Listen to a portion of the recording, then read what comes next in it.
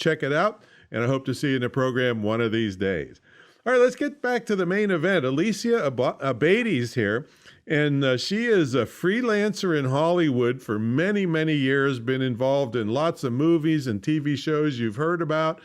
And Alesia, so what's a typical day look like when it's non-pandemic, when you have to go out into the trenches and do stuff? What's it look like?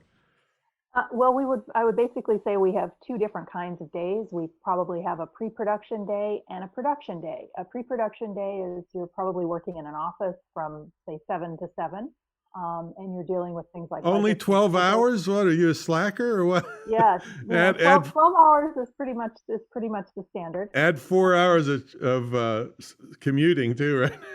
That can happen. But pre-production has been really great now because a lot of the work is done remotely now. So we use things like OneDrive and Google Drive where you can upload documents so that your crew can, whatever that is, whether it's Oh, storyboard, that's much more efficient.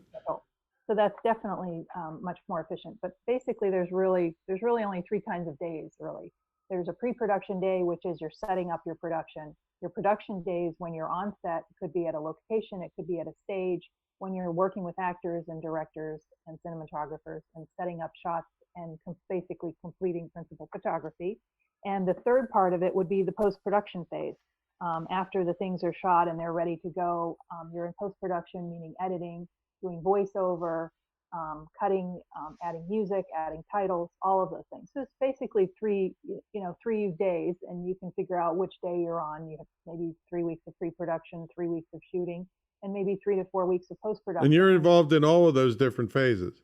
I am, yeah.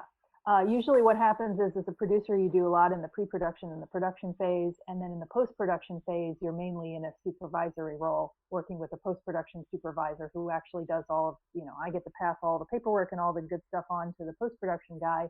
And then he runs the post, the editors, assistant editors, and VO people.